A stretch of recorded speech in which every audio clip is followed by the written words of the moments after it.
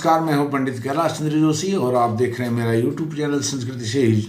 मित्रों, आज मैं मार्च के महीने का राशिफल मिथुन राशि के जातकों के लिए लेकर के आया हूं। मित्रों, यह राशिफल आपकी जन्म राशि पर आधारित है, अर्थात चंद्र राशि पर आधारित है। मित्रों, आपने थंबनेल देखा, थंबनेल में लिखा है सूर्य बुध शुक्र का राशि परिवर्तन। आपकी काया और कार्यों में भी होगा परिवर्तन। जो आपके कार्य हैं, कार्यशैली है, और जो आपकी काया है, स्वास्थ्य है, उसमें भी बहुत आमूल चूल परिवर्तन मार्च के महीने में होने वाला है। सबसे पहले यही बिंदु आपको समझाने की कोशिश करूंगा। मित्रों, यदि आप ज्योतिष से प्रेम करते हैं, ज्योतिष में विश्वास रखते हैं, तो आप मेरे चैनल को सब्सक्राइब भी कर सकते हैं, यह आपके ऊपर निर्भर करता है। मित्रों, यदि आप कुंडली का विश्लेषण, प्रिडिक्शन ऑफ हॉरोस्कोप कराना चाहते हैं तो दक्षिणा सहित हम इसका प्रिडिक्शन फलादेश करते हैं। मित्रों, आपकी काया और कार्यों में कैसे परिवर्तन होने जा रहा है मार्च के महीने में मिथुन राशि के जातकों का, क्योंकि जो आपके लग्नेश हैं, आपकी राशि के स्वामी हैं, कौन? बुध महाराज, वह अभी आपके भाग्य भाव में हैं। भाग्य भाव में अर्थात नवम भाव में हैं और अपनी मित्र राशि में हैं। यह रहेंगे यहाँ पर 7 मार्च तक। आपके भाग्य भाव में बुध महाराज 7 मार्च तक रहेंगे और 7 मार्च को वह पदार्पण कर रहे हैं अपने नीच राशि में, मीन राशि में जा रहे हैं। आपके दशम भाव में, मिथुन राशि के जातकों के दशम भाव में वह जा रहे हैं। दशम भाव में पहले से ही राहु महाराज विराजमान हैं, तो यह आपका कार्य क्षेत्र है। यह कार्य क्षेत्र है, कर्म का क्षेत्र है, जहां आप काम करते हैं वह यह भाव है। दशम भाव जहां राहु विराजमान है। 7 मार्च से 31 मार्च तक बुध भी यहीं पर विराजमान रहने वाले हैं। तो इसमें आपके कार्यों में बहुत आमूल चूल परिवर्तन होने वाला है। जो यहाँ पर, क्योंकि जो बुध हैं वह हालांकि नीच में जा रहे हैं 7 मार्च को, लेकिन वह आपके राशि के स्वामी हैं और आपके छठे भाव के स्वामी भी हैं। छठे भाव, क्षमा कीजिएगा, आपके चतुर्थ भाव के स्वामी भी हैं। अर्थात आपका जो लेविश लाइफ, आधुनिक जो भौतिक जीवनचर्या है, भौतिक संसाधन है, उनके स्वामी भी हैं बुध महाराज। हालांकि वो नीच राशि में जा रहे हैं दशम भाव में, वहां से वह अपने चतुर्थ भाव है, अब आपके चतुर्थ भाव को भी देख रहे हैं, वहां दृष्टि उनकी पूर्ण दृष्टि पड़ रही है, तो वह अपने चतुर्थ भाव को वहां से पुष्ट करेंगे और 7 मार्च तक वह भाग्य को प्रबलता यहाँ पर दे रहे हैं। जबकि शनि अस्त हैं 21 मार्च तक, तो वहां पर बुध का साम्राज्य है। 7 मार्च तक आपके भाग्य भाव में, भाग्य में किसी भी प्रकार की कमी नहीं रहेगी। आपको अवसर नहीं मिलेगा भाग्य को कोसने का। और 7 मार्च को जब वो नीच के होंगे तो अपने चतुर्थ भाव को देखेंगे। भौतिक संसाधन, घोड़ा गाड़ी, मकान, भूमि, भवन, वाहन, इसको पुष्ट करेंगे। इसमें बहुत आपको बल मिलेगा। आपका आत्मबल बहुत उच्च श्रेणी का होने वाला है। अब दशम भाव को वह कैसे प्रभावित करेंगे? राहु तो पहले ही प्रभावित कर रहे हैं दशम भाव को, आपके कार्य क्षेत्र को, लेकिन कार्य क्षेत्र को मिथुन राशि के वह मित्र होने के कारण, कौन? राहु दशम भाव में हैं। हालांकि वह दशम भाव में शत्रु राशि में विराजमान है, लेकिन वह आपके कार्यों को बिगाड़ने वाले नहीं हैं राहु यहाँ पर। और जब वहाँ पर बुध की भी युति हो जाएगी, हालांकि बुध नीच के हैं, फिर भी वह आपके राशि के स्वामी और चतुर्थेश के स्वामी होकर के वहाँ पर बहुत अच्छा प्रभाव आपको देने वाले हैं। जो आज तक केवल राहु के अकेले होने के कारण आपके सहयोगी, आपके स्टाफ के लोग, आपके कलीग, आपके बॉस लेग पुलिंग कर रहे थे, आपके साथ षड्यंत्र कर रहे थे, किसी भी प्रकार का दुर्व्यवहार कर रहे थे, वह अब नहीं होगा। 31 मार्च तक यह गारंटी है। यह मैं अपने अनुभव के आधार पर बहुत विश्वास के साथ आपको बता रहा हूँ। अब दूसरी चीज जो काया है अर्थात आपका स्वास्थ्य है, स्वास्थ्य आपका बहुत बेहतर रहने वाला है, स्वास्थ्य बहुत बेहतर रहने वाला है, क्योंकि सप्तमेश गुरु महाराज आपके लाभ भाव कारक भाव, लाभ के कारक भाव में मित्र राशि में ही विराजमान हैं। इससे आपका स्वास्थ्य मार्च के महीने में, पूरे मार्च के महीने में बहुत अच्छा रहने वाला है। और जो षष्ठेश हैं आपके दुख के स्वामी, वह मंगल आपके उच्च के बैठे हैं। कहाँ?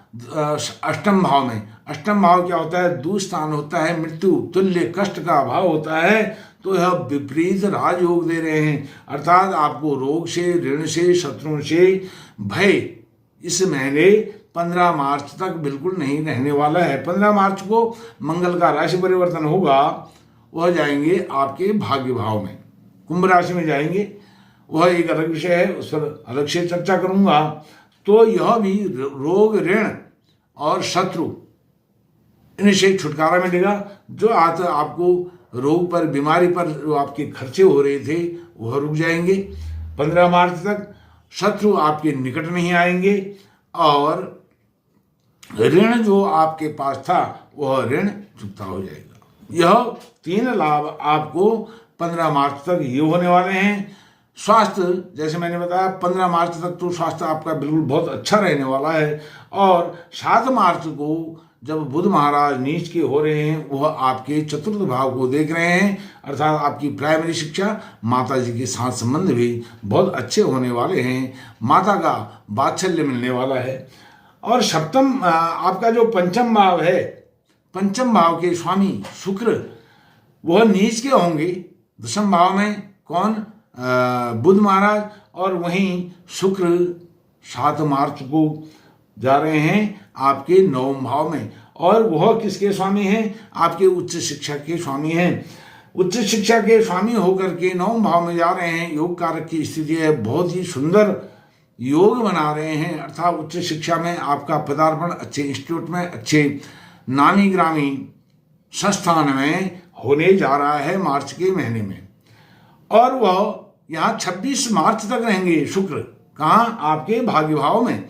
और वह आपके पंचमेश हैं, अर्थात संतान सुख, संतान की तरफ से बहुत शुभ समाचार आपको मिलने वाला है। उच्च शिक्षा में, कॉम्पिटिटिव एग्जाम में आपको सफलता मिलने वाली है।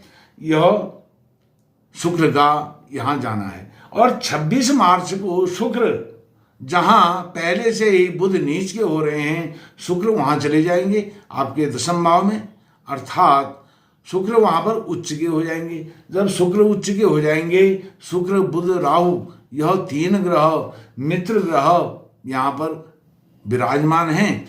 तो यह आपके लिए बहुत ही सुखद संयोग है, बहुत अच्छी यहाँ पर युति संबंध इनका बन रहा है।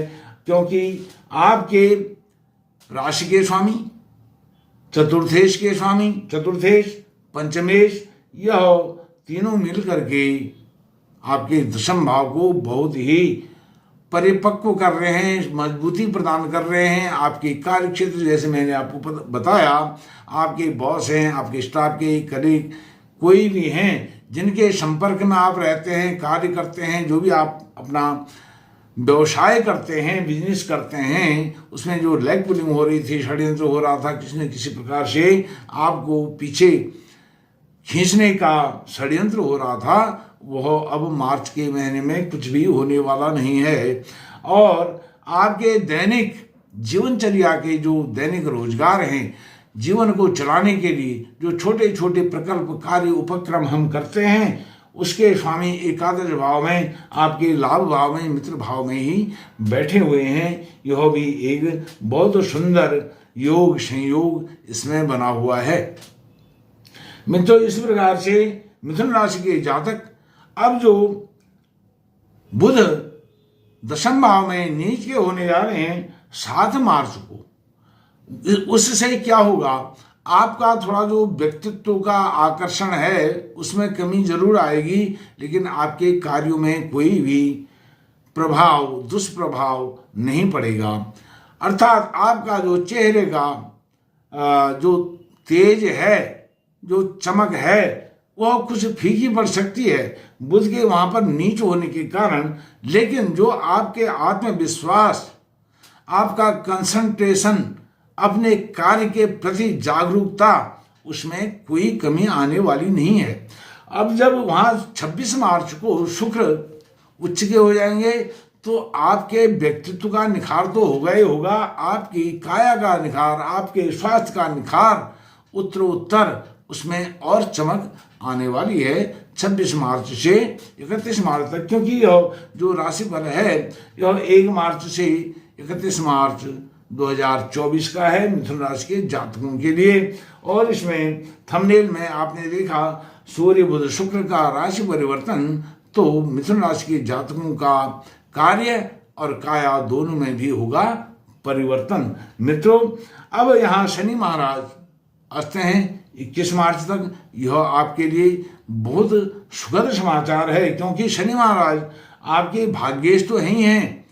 भाग्येश होकर के जितना लाभ वह नहीं पहुंचा रहे थे, उससे अधिक वह अष्टमेश होकर के आपको अधिक कष्ट भी पहुंचा रहे थे। वह अष्टमेश भी हैं और भाग्येश भी हैं।